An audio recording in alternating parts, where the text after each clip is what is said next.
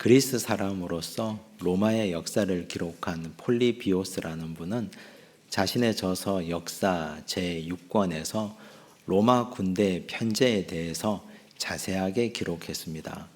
로마의 군대는 오늘 우리로 치면 중대에 해당하는 마니플루스라는 조직이 있습니다.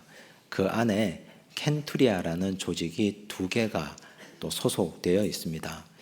켄투리아의 지휘관을 우리는 백부장이라고 부릅니다. 우리가 흔히 접하는 성경에 나오는 백부장은 바로 켄투리아의 지휘관을 의미합니다. 그런데 켄투리아의 지휘관 백부장을 어떤 사람으로 세울 것인가에 대해서 이 책에는 아주 흥미로운 이야기를 기록하고 있습니다. 독보적이고 용감함을 가지고 적진으로 뛰어들어서 자신의 목숨을 아끼지 않고 적진을 휘저을 수 있는 사람은 적합하지 않다고 말합니다. 그럼 어떤 사람을 세워야 되는가? 우직하고 듬직하고 작전을 잘 이해하고 지휘관의 명령에 복종하며 지휘관이 명령을 내리지 않으면 그 자리에서 죽음이 올지라도 자리를 지켜내는 사람, 그 사람을 켄투리아의 지휘관, 백부장으로 세워야 된다고 말했습니다. 즉 이를테면 전세가 불리해서 누구에게도 말하지 않고 지휘관의 허락 없이 적진을 휘저어서 전세를 승리로 이끌었다 하더라도 그 사람은 상을 받는 게 아니라 벌을 받는다는 뜻입니다. 첩을 받을 수밖에 없다는 의미입니다. 이걸 보면 로마 군대가 어떤 식으로 움직이는지를 잘 알 수 있습니다. 로마 군대는 철저하게 조직적이고 위계에 의한 군대입니다. 마치 한 사람처럼 움직이는 조직이라는 뜻입니다. 아무리 자기가 뛰어난 능력이 있어도 지휘관의 명령이 없으면 움직여서는 안 되는 조직입니다. 그런 맥락 가운데 오늘 우리가 읽은 하나님 말씀의 백부장이 자리하고 있습니다. 우리 예수님께서는 백부장의 믿음을 크게 칭찬하셨습니다. 이분의 믿음이 도대체 어땠길래 주님이 이토록 기뻐하시면서 칭찬하셨는가? 그러면 우리의 믿음은 백부장의 믿음과 견주어서 과연 주님 앞에 칭찬받을 만한 믿음이 되는가를 오늘 말씀을 통해서 함께 보고자 합니다. 예수님께서 평지 설교를 하시고 마지막 결론으로 주의 말씀을 듣고 행하는 자가 복이 있다고 말씀하셨습니다. 그 말씀을 듣고 행하는 자는 반석 위에 집을 지은 사람 같다. 그래서 큰 물이 나고 탕류가 부딪혀와도 튼튼할 것이다 라고 말씀해 주셨습니다. 그 말씀을 마치시고 우리 주님은 일행들과 함께 가버나움 지방으로 옮겨 가십니다. 1절을 보십시오. 함께 읽겠습니다. 예수께서 모든 말씀을 백성에게 들려주시기를 마치신 후에 가버나움으로 들어가시니라. 우리 예수님께서 가버나움으로 가셨다 했는데 가버나움에는 다른 도시에는 없는 2가지가 있습니다. 하나는 세관이 있고 또 하나는 군대가 있었습니다. 세관과 군대가 있었다. 다른 도시에는 없는 2가지가 있었다는 건 여기가 국경 도시라는 뜻입니다. 나라와 나라 사이에 경계를 나누는 국경 도시가 아니라 헤롯 안티파스와 헤롯 빌립의 통치 영역이 겹치는 국경 도시가 바로 가버나움이었습니다. 그래서 헤롯 빌립과 헤롯 안티파스 지경에 있는 사람들이 물건을 가지고 다른 지역으로 가서 사고 팔고 돌아올 때 세금을 매기는 세관이 반드시 있어야만 했습니다. 우리가 잘 아는 예수님의 제자 레위 마태도 가버나움 세관의 세리 출신이었습니다. 그리고 왕이 다르기 때문에 가끔씩 국경에 분쟁이 일어납니다. 그 분쟁을 해결할 수 있는 군대가 주둔해야 되는데 그 군대가 그 자리에 있었고 군대의 지휘관 백부장도 그래서 그곳에 필요했던 것입니다. 그래서 오늘 본문 이야기는 이 군대를 이끌고 있는 백부장이 어떤 사람인가에 초점을 맞추고 있습니다. 이 사람의 인격이 어땠는지 2절 말씀을 보십시오. 함께 읽겠습니다. 어떤 백부장의 사랑하는 종이 병들어 죽게 되었더니, 백부장에게 종이 있었는데 이 종을 백부장이 사랑했다고 기록하고 있습니다. 이건 굉장히 특별한 일입니다. 여기 사랑하는 이라는 말을 엔티모스라는 말을 사용했는데 그 뜻은 보배롭게 여기다, 존귀하게 여기다 라는 뜻입니다. 예수님 당시 1세기 그 시절의 종은 주인의 재산 목록이었습니다. 사거나 팔 수 있었습니다. 죽일 수도 있고 살릴 수도 있었고 생사여탈권을 주인이 가지고 있었습니다. 그런데 이 주인은 종을 보배롭게 여기고 생명처럼 존귀하게 사랑했다고 했습니다. 다른 여타의 주인과는 전혀 다른 모습입니다. 사람을 죽여도 주변에서 누구 하나 입을 댈 수 없는 그런 상황이었는데 이 백부장은 자기 종을 인격체로 대접하고 있었습니다. 이걸 보면 종에게도 이렇게 하는데 자기 휘하에 있는 군사들에게는 얼마나 잘하는 사람이었겠습니까? 그 정도로 이분의 인격이 대단히 고귀하고 괜찮은 사람이었습니다. 자기 집안 사람들에게 이렇게 하는데 외부에는 어떤 평가를 받고 있었는가? 3절을 보십시오. 함께 읽겠습니다. 예수의 소문을 듣고 유대인의 장로 몇 사람을 예수께 보내어 오셔서 그 종을 구해 주시기를 청한지라. 이 백부장이 유대인의 장로들 몇 사람에게 부탁을 합니다. 예수님에게 가서 내 사랑하는 종을 고쳐주십시오 라고 부탁해 달라고 말했습니다. 그런데 유대인의 장로들은 이 백부장의 이야기를 듣고 예수께 가서 그 청대로 구합니다. 이걸 보면 이 사람이 유대 사회에서도 특별히 가버나움에 있는 유대인의 장로들에게도 굉장히 인정받는 사람이었다는 걸 알 수 있습니다. 우리가 잘 아는 유대인들, 그들은 이방인을 사람 취급하지 않습니다. 지금 여기 유대인들은 나라를 잃은 식민지 아닙니까? 그럼에도 불구하고 자신을 지배하고 있는 로마 사람들이 이방인들이라고 해서 로마 사람들을 사람 취급 제대로 하지 않았습니다. 그런 사람들입니다. 그런데 이방인의 부탁을 유대의 장로들이, 가버나움의 장로들이 부탁을 받아서 예수님께 가서 직접 그걸 전하고 있을 정도입니다.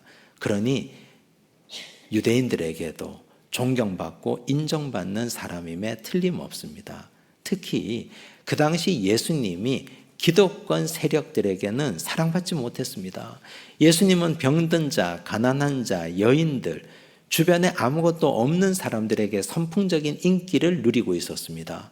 그런데 그런 예수님의 인기를 유대인의 장로들은 못마땅하게 여겼습니다. 그럼에도 불구하고 예수님 청년 예수에게 가서 엎드려서 구할 정도로 이들은 내키지 않은 일을 합니다.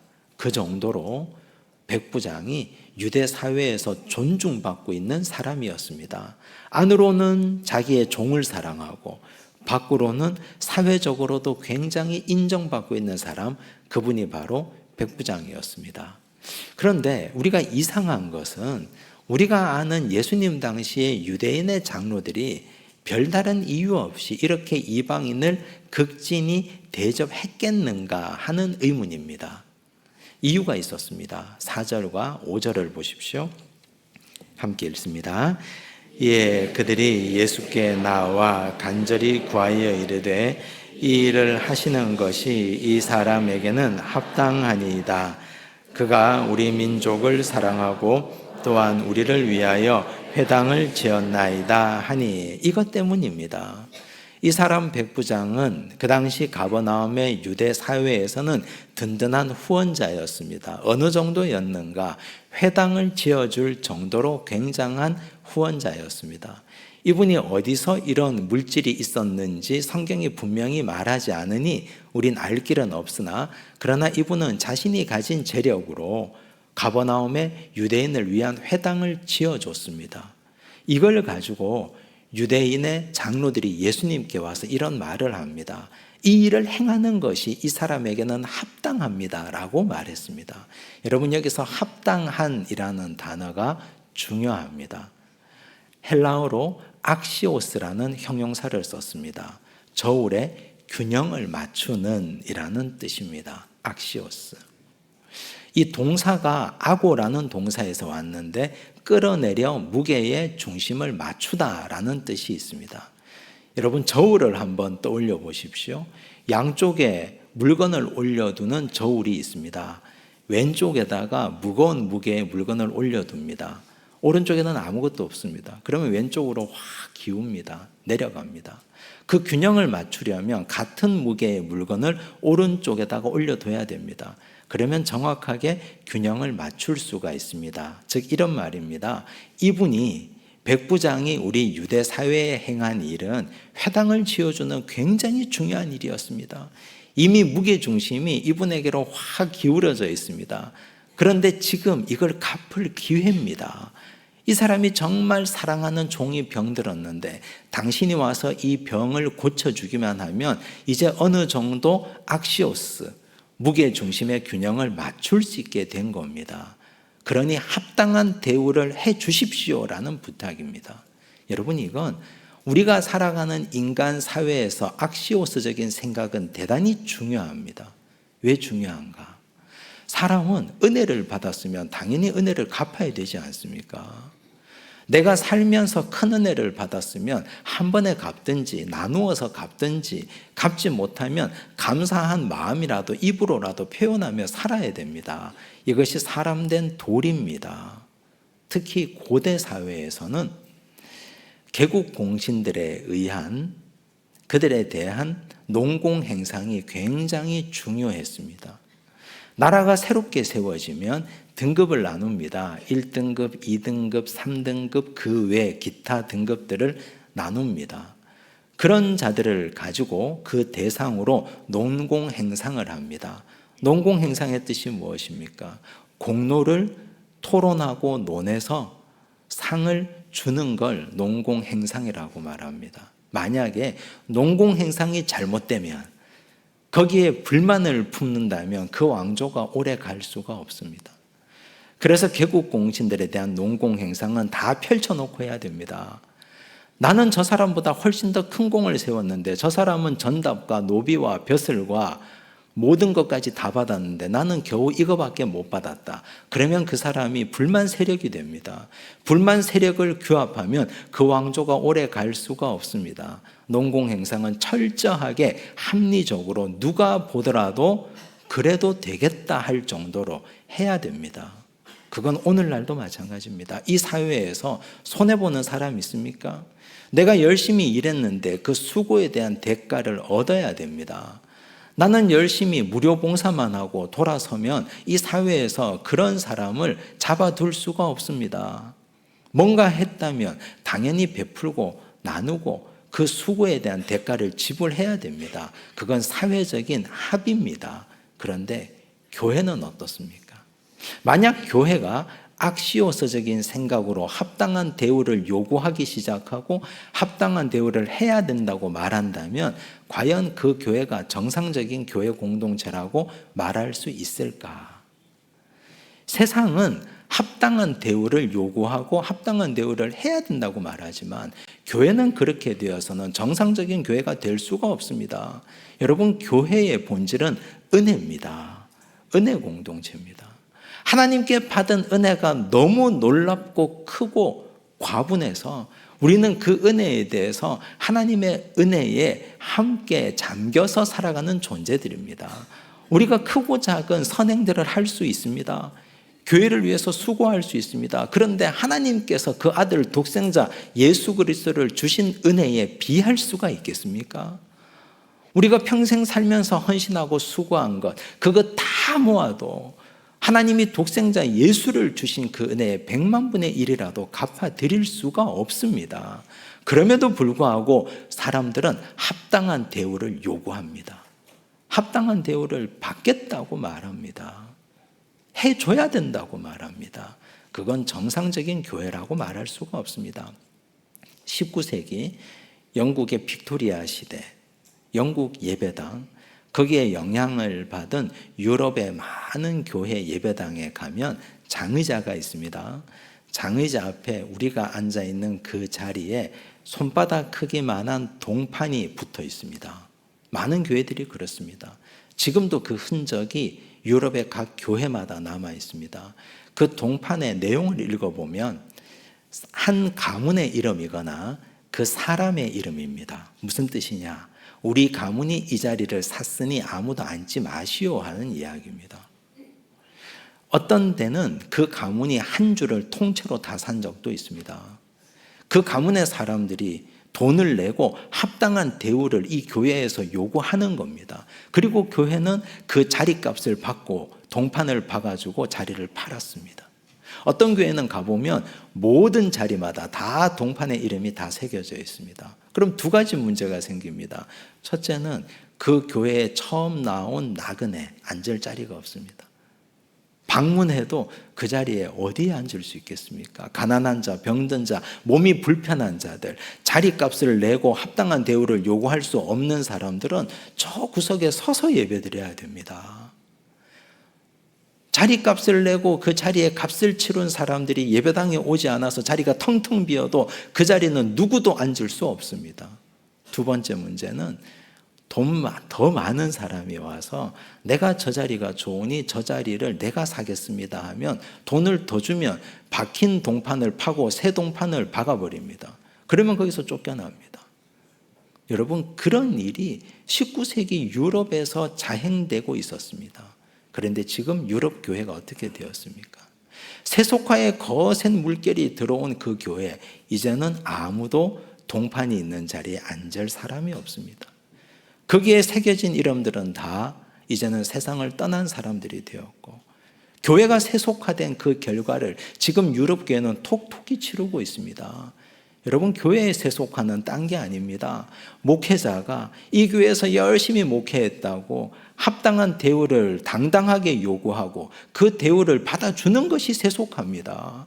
교회 장로들이, 교회 중직들이 내가 이곳에서 성실하게 일하고 섬겼다고 해서 그걸 당당하게 요구하고 그 합당한 대우를 해주는 것이 세속화입니다. 별것 아닙니다. 그런 일이 자행되는 것이 교회가 되어서는 그 교회는 정상적인 은혜 공동체라고 말할 수가 없습니다. 유대교의 장로들, 예수님께 나와서 문제의식 없이 말합니다. 악시오스적인 대접을 해줘야 됩니다. 합당한 대우를 해줘야 됩니다. 이분이 우리를 위해서 회당을 지었으니까 당신이 가서 이 종의 병을 고쳐주십시오. 그래서 균형을 맞춥시다. 여러분, 장로들이 여기에 대해서 전혀 문제의식이 없습니다. 유대교의 장로들이 철저하게 타락한 겁니다. 완전히 타락한 겁니다. 여러분, 이런 시대가 예수님 시대의 유대교의 장로들이었고, 오늘 우리도 그런 세속화의 거센 물결 가운데 살고 있습니다. 그런데 이 합당한 요구를 과연 백부장은 자기 입으로 요구했을까? 이제 백부장은 어떤 생각을 가지고 있을까? 6절을 보십시오. 함께 읽겠습니다. 예수께서 함께 가실새 이에 그 집이 멀지 아니하여 백부장이 벗들을 보내어 이르되 주여 수고하시지 마옵소서. 내 집에 들어오심을 나는 감당하지 못하겠나이다. 이분이 응답을 합니다. 나는 감당하지 못하겠습니다. 유대교의 장로들이, 유대인 장로들이 말했습니다. 합당한 대우를 하겠습니다. 예수님 보내겠습니다 라고 말하니까 나는 당신들의 합당한 대우를 감당하지 못하겠습니다. 오지 마십시오. 이분은 점잖게 사형합니다. 그리고 이어서 이런 말을 합니다. 7절을 보십시오. 함께 읽습니다. 그러므로 내가 주께 나아가기도 감당하지 못할 줄을 알았나이다. 말씀만 하사 내 하인을 낫게 하소서. 이 고백이 대단히 중요한 신앙 고백입니다. 나는 주께 나아가기에도 감당하지 못할 사람입니다. 이 말은 자신의 죄인됨을 깨닫고 인정하는 겸손입니다. 내가 주님 앞에 나가려고 하니 지은 죄가 너무 많고 난 이방인인데 내가 주님 앞에 설 자격이 없다고 말하는 겁니다. 이 겸손, 자신의 죄인됨을 인정하는 겸손을 이분이 보여주고 있습니다. 여러분, 사람들이 가끔씩 교만할 때가 언제입니까? 평소에는 대단히 겸손한데 가끔씩 겸손을 잃어버리고 교만해질 때는 내가 과거에 어떤 죄인이었는지를 망각할 때입니다. 과거에 내가 이런 죄인이고 은혜를 많이 받았는데 용서받은 죄인인데 그걸 잊어버릴 때 우리는 교만합니다. 그런데 이분은 자신이 이방인인 것을, 자신이 주님 앞에 설 자격이 없다는 사실을 이렇게 겸손한 모습으로 인정하지 않습니까? 나는 주님 앞에 서기에도 감당치 못할 겁니다. 그런데 유대인의 장로들이 부축입니다. 당신은 설 자격이 있습니다. 당신은 회당을 지었지 않습니까? 당신은 요구할 자격이 있습니다. 얼마든지 회당을 지은 사람으로 예수께 와서 당신의 사랑하는 종을 고쳐달라고 요구할 자격이 있습니다. 옆에서 부추기는데도 이분은 거기에 넘어가지 않습니다. 나는 예수님 앞에 설 자격이 없는 자입니다. 자신의 죄인됨과 무능함을 깨닫고 인정하는 것이 겸손 아니겠습니까? 이어서 이분이 뭐라고 말합니까? 말씀만 하사 내 하인의 병, 내 종의 병을 고쳐달라고 말합니다. 이걸 보면 이분은 말씀을 최고의 가치로 알고 말씀을 최고의 가치로 붙들고 있는 사람임에 틀림없습니다. 우리는 가끔 하나님께 이렇게 기도하죠. 하나님, 제가 40년 신앙생활을 했는데 하나님 앞에 한 거 아시지 않습니까? 제가 옛날에 전도도 많이 했고요, 봉사도 많이 했고, 교회 지을 때 헌금도 많이 했고, 기도의 자리마다 예배 자리마다 빠진 적이 없고, 열심히 제가 하나님 하라는 거 다 했고, 우리 부모님도 그랬고, 우리 자녀들도 지금 어디 하나 빠지지 없이 섬기고 있는데 하나님 이 소원 하나 못 들어줍니까? 나 간절한 소원이 있는데 이거 하나는 좀 들어주세요. 우리 그렇게 기도하죠. 그런 논리라면 이 백부장은 주님 앞에 할 말이 참 많은 사람입니다. 큰 돈을 들여 회당을 지었지 않습니까? 제가 이렇게 헌신했는데 예수님, 나 헌신을 보시고 내 종의 병을 고쳐주십시오, 이럴 수 있습니다. 그런데 자신의 헌신과 자신의 공로를 앞세우지 않습니다. 그걸 말씀 아래에 묻어둡니다. 그것 자랑하지 않습니다. 말씀이 종의 병을 고치는 것이라고. 나의 공로가 내 종의 병을 고치는 것이 아니라, 내가 과거에 한 일이 내 인생 문제를 해결하는 것이 아니고, 우리 예수님의 말씀의 능력이 내 종의 병을 고치는 것이니 말씀만 하십시오. 여러분, 이 믿음이 귀한 믿음 아닙니까? 사람들은 살면서 자꾸 자기를 드러내려고 합니다. 내가 한 일을 끄집어 올려서 주님 알아주기를 원합니다. 주님 다 알고 있습니다. 사람들은 잊어버려도 예수님은 다 알고 있습니다. 평생 동안 우리가 살면서 해온 일 몇 가지를 가지고 평생을 우리가 울겨먹고 있습니다. 주님 앞에. 이제 그거 멈추고 우리 주님 앞에 말씀을 앞세우는 믿음의 백성들이 되시기를 바랍니다. 8절을 보십시오. 함께 읽겠습니다. 나도 남의 수하에 든 사람이요, 내 아래에도 병사가 있으니 이더러 가라 하면 가고 저더러 오라 하면 오고 내 종더러 이것을 하라 하면 하나이다. 나도 남의 수하에 든 사람이라고 말했습니다. 여기 수하라는 말은 권위라는 뜻입니다. 즉 엑수시아, 권위라는 의미인데, 이 사람은 켄투리아의 지휘관 백부장이라고 했습니다. 이 사람 바로 위 직속 상관은 마니플로스의 지휘관입니다. 나는 켄투리아의 지휘관 백부장으로서 나 윗 상관 마니플로스의 지휘관이 나를 오라고 하면 나는 가야 됩니다. 죽으라고 하면 죽어야 됩니다. 적진에서 너 혼자 남아서 버티라고 하면 버텨야 됩니다. 오라고 하면 오고 가라고 하면 가라고 하는 사람입니다. 나는 직업을 위해서, 먹고 살기 위해서라도 내 직속 상관의 휘하에서, 그 권위에서 엑수시아를 인정하고 사는데, 나를 지으시고 창조하시고 지금도 나를 돌보시고 계시는 우리 예수님의 말씀의 권위 앞에 내가 순종하지 않아서 되겠습니까? 라는 고백입니다. 여러분, 우리가 직장생활 하시는 분들은 안이 꼬아도, 속이 뒤틀려도, 기분이 나빠도 엑수시아, 내 윗사람 권위에 순종하지 않습니까? 목구멍이 포도청인데 먹고 살기 위해서 그렇게 살지 않습니까? 부당한 일이 있어도 내 자녀들 생각하고 내 가정 경제를 생각하며 그렇게 참아내고 거기에서 수고하며 평생을 살아왔습니다. 그런데 왜 전능하신 하나님, 나를 지으시고 창조하시고 지금도 우리를 돌보시는 능력의 하나님 앞에서는 왜 자꾸 고개를 듭니까?